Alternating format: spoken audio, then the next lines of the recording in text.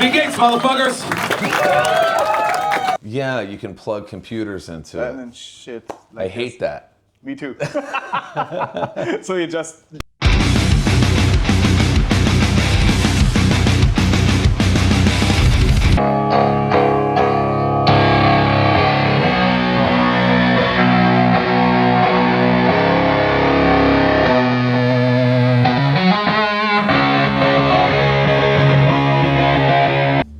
So I do just a little intro, blah, blah, blah, welcome, boo, and then we ask you stupid questions. All right. All right?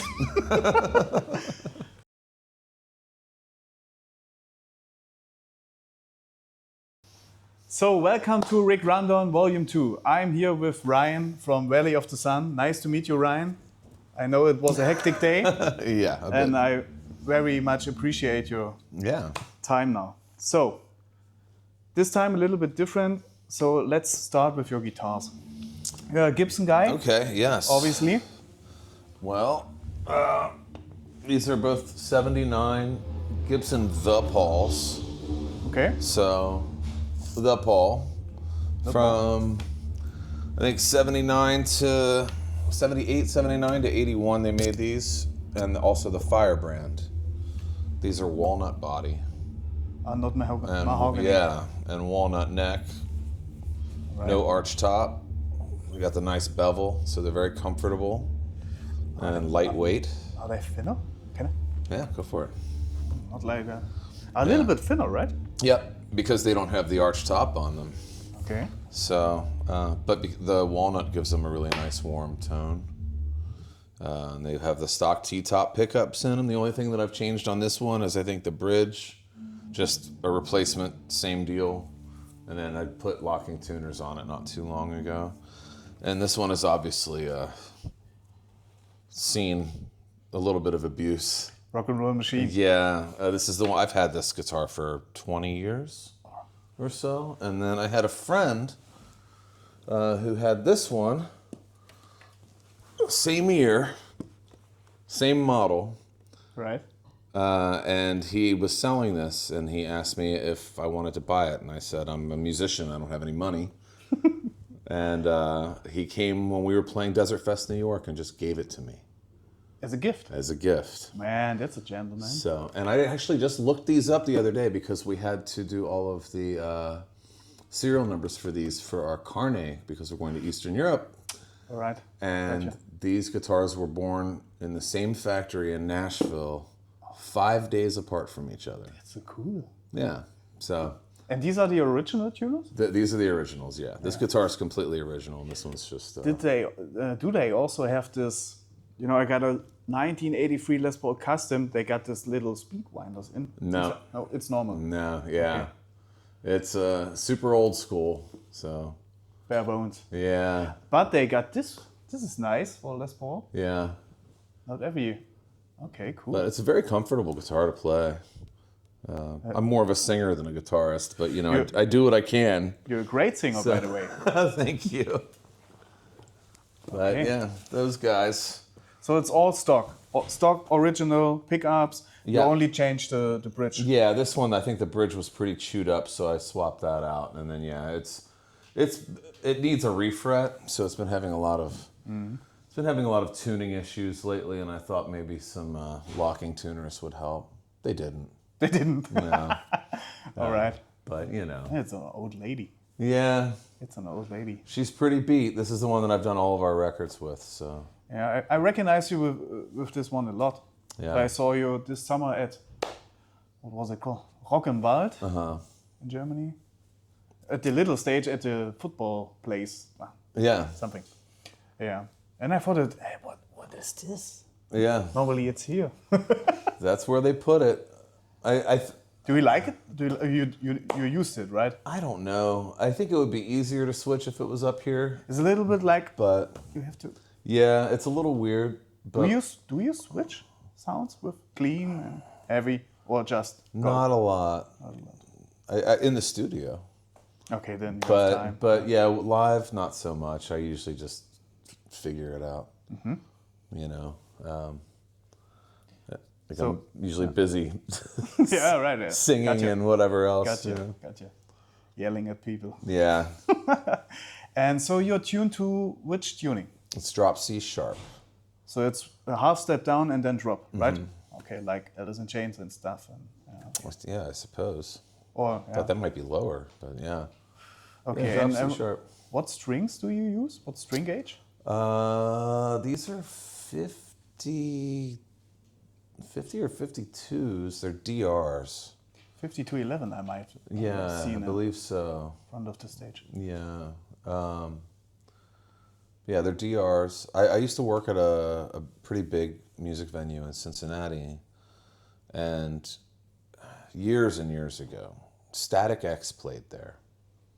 And they left a box of DR strings Okay. on the curb, like they forgot them after they loaded out. Okay. And me, a guitarist, always needing strings, hey, all right, free strings.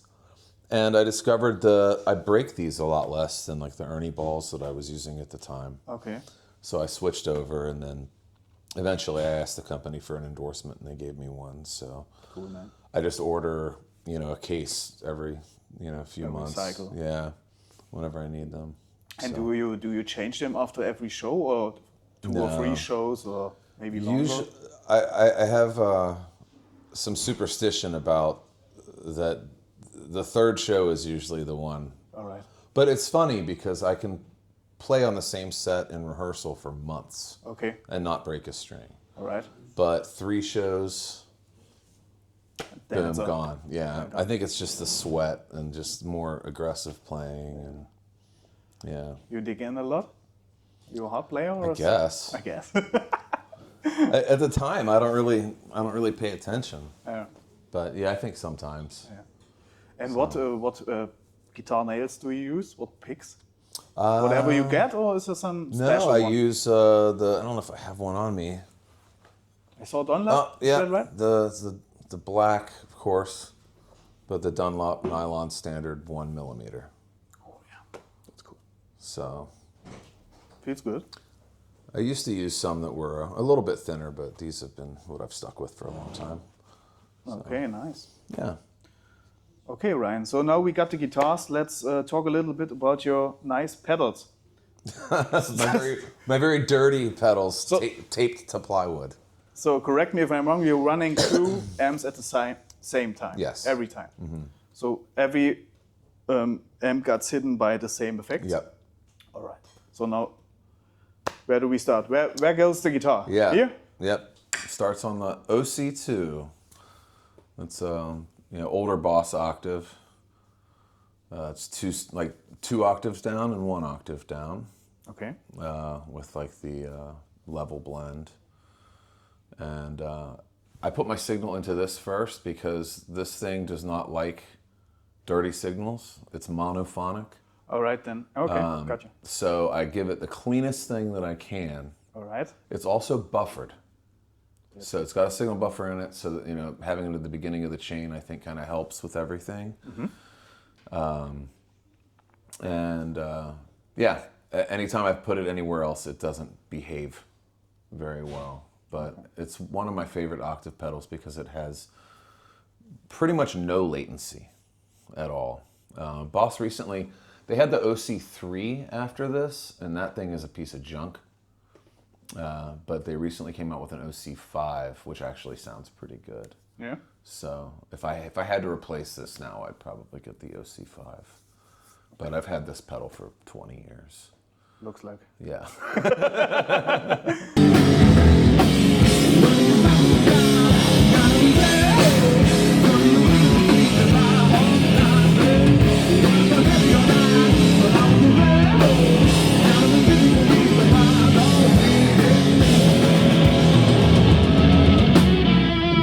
Yeah. Okay, and then do you use? Is this all in front of the amp, or do you use a loop? It's all in front of All, it. all in front. Okay. Yeah. All right. Like. Yeah. Yeah. Okay, and then you go to the. The DD3. Good old. Yeah. The old school DD3. It's mono. Wouldn't mind having a stereo delay, but with where I have it in the chain, I have a couple of songs where I switch from distorted octave straight to distorted delay. All right. So it's good if I have one on, I can hit both of them at the same time when they're here like this. So that's why they're next to each other. They've always been next to each other on my board. Okay. Smart. So, yeah.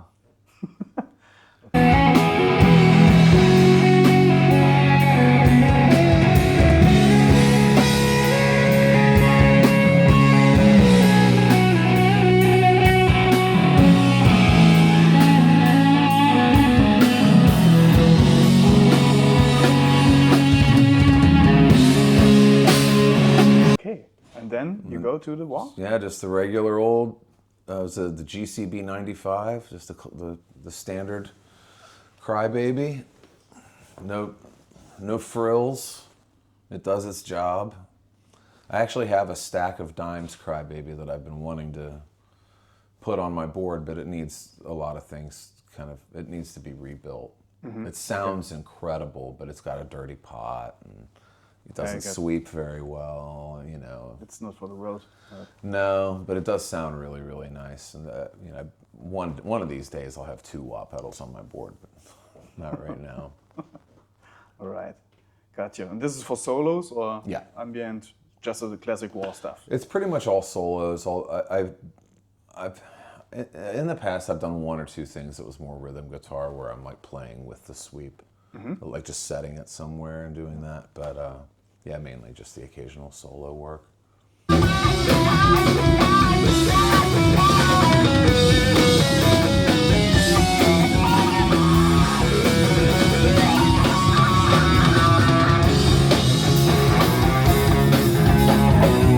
Okay, cool. And then you're going into this bad boy. This is a Big Muff? Yeah, This it's is a Big the Muff? Sovtech, like the 90s Sovtech Big Muff. That is the heart and soul of my tone. All right. I've had the Paul Big Muff combo going since 2005. Okay. And I picked this pedal up then for $60. Really? And they sell for like $400 or $500 now, so I can. On reverb. Can get a rich man. Yeah, I'd love to get a second one, but I'm not paying that much when I Yeah. got this one for $60. But it's the inputs are broken on it. It's I actually had to take it apart and screw with it on the last tour because it was beginning to die on me. So we'll see how much longer it lasts. But it's really been, a really big part of my sound, I think. Over the So years. you're running the. What is your philosophy about tone? The amps are dry. Are they completely clean, or is it the AC/DC kind of? They're then you pretty close to completely clean. Yeah. And this is your main crunch sound, so to say. Yeah. So heavy, balls out sound. Okay, gotcha. All right, and then we go further to. Well, then next up. Let's change this. Don't distract. Just do that. So this is the next one it goes to, and this is the newest one on my rig. Actually, I got this from Rare Guitar in Munster on our last tour because I needed a good boost pedal that did a nice clean boost, and it does. I don't use it too often, but it actually has a really good overdrive channel as well. So it's on my board for the occasional use of the boost, and also in case that Big Muff decides to take a shit, I have a backup And you can already hit this one. hooked up. Yeah. Yeah. All right. Okay, gotcha. And it actually does sound pretty good. We just recorded some new stuff, and we actually have a new song where I start out with just this one on, with kind of just it's like a bright, like crunch, like overdrive. It's not as saturated as the Big Muff is, but like a lot more dirt than I would normally have on my clean channel. Okay, So and then I stack the Big Muff with it on that song. So yes. Yeah, man. yeah. So you are right in the middle of writing a new album, right? No, we recorded it. Hey, you already recorded. Yeah. It's not going to be out for quite a while, but Okay, so we can't talk. Okay. well, I mean, it's it's a new record. It's actually a lot of old songs that we decided to record, and just we didn't really need to do a new album right now. We just wanted to, so That's a it's good like, thing. let's just do it.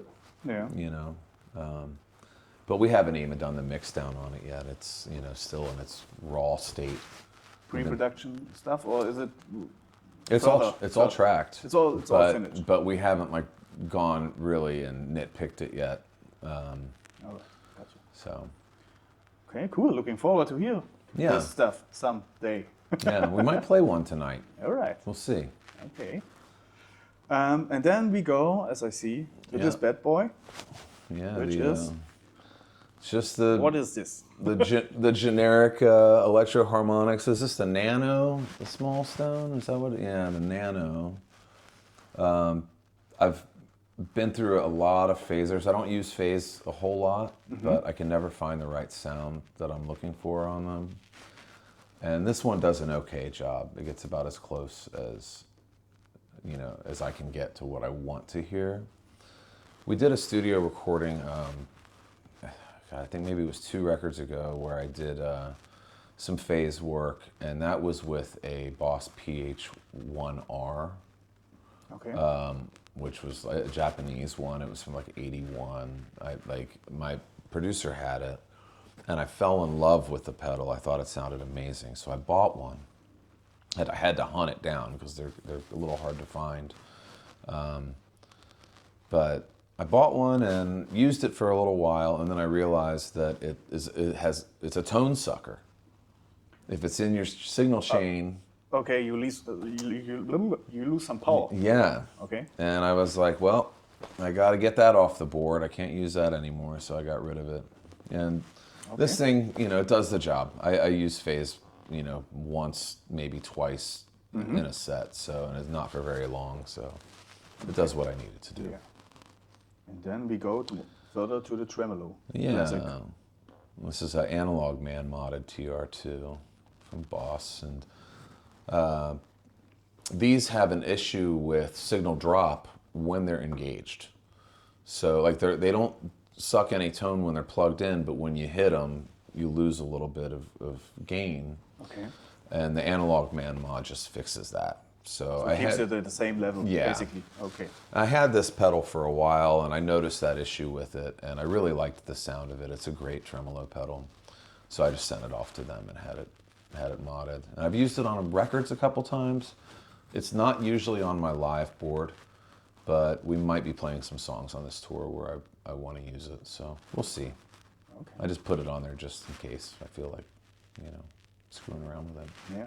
So, All right, and then we go to the classic. yep. Was it the T? Oh, is that a 2? Is it a 3? TU3? I don't even Maybe know. it's a 3. I think it's a 3. It's more than 20 years old, I would guess. No, No? this one's not. I've been through a couple of those, Okay. but I think I have another one just sitting around somewhere. But yeah, it's a tuner. Yeah, it does the job. Yeah, right? I like that these are buffered as well. And if I'm not doing the stereo rig on a tour and I'm just doing one cabinet, Yeah. like one head, this is at the end of my pedal chain. Okay. Specifically also because it's buffered. I got a buffer at the beginning and a buffer at the end. I just figure, okay, got those bases are covered. Done. Yeah. All right. But then in this case, I have the Hall of Fame at the end. Yeah. And do you use? I got this mini one. Do you use it with? You can use it with an app, right? Do you know that? Yeah, you can plug computers into And it. then shit. I hate that. Me too. So you just use what is here. Yeah. All right. And so I've also kind of the same with the phaser. Over the last couple of years, I've had a really hard time finding a reverb that I really like. 'Cause, many of them, they don't have quite the control settings that I want, or they just take over, or they sound too digital. And this one, I'm able to dial in a pretty nice mellow reverb that isn't, overwhelming the sound. So it's pretty subtle. And I use it a few times in our set. Typically, there's maybe For 2 or leads 3 songs. or some ambient? It's more stuff, clean stuff. Clean? Yeah. Yeah, it's mainly the clean stuff. I would like to have reverb on some of our heavier things, but the problem is I'm going back and forth between chording and then maybe like some single string riff stuff. And I like to have a really tight attack. And that goes away when you have a reverb on. So, Okay, cool. Yeah. And do you use an amp splitter or? No, I split it out of this because this is stereo. So this, that's cool. Yeah, that's why it's at the end of the chain. So Never seen this before. Yeah, then I don't have to screw around with an additional pedal. Oh, cool. Now I learned something. Yeah. That's good. Okay, and that's it basically, right? Yeah. You're running, what is this, a high watt custom hat? So yeah, there's the main one that I use here is a DR103. It's a brand new one. Okay. And we have a 212 single 15 cabinet underneath that head. It's not a regular 412 cab. Oh, right. And we just happened to get that.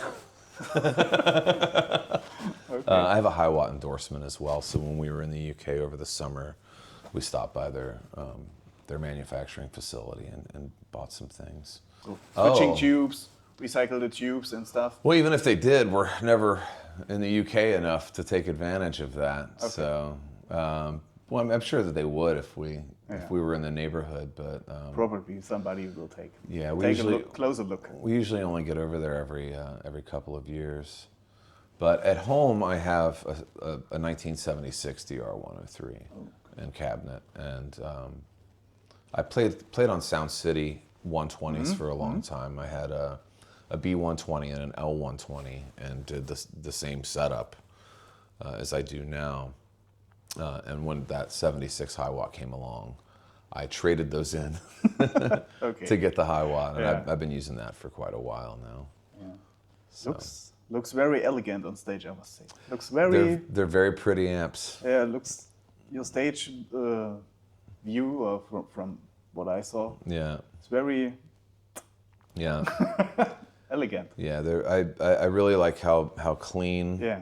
And just very neat they are. They're so many amp manufacturers make things like kind of over the top. Yeah. And like it's like I don't need my amp to be crazy. I just want it to look presentable. Yeah. Unlike my pedal board, which is a complete mess. It's fine. That's a good way. Okay, so I think we're at the end. Yeah. Ryan.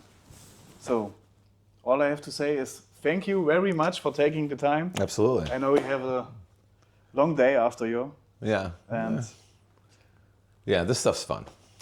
thank you very much for Yeah. being on the channel, and I'm looking forward for the show. Yeah. Thank you. Yeah, thanks for doing this stuff. Yeah. Thank you very much. Yeah. Awesome. See ya. Okay, that's it. Thank you. Yeah. So I will take some close-ups. Yeah, do it. Then I can cut my shit.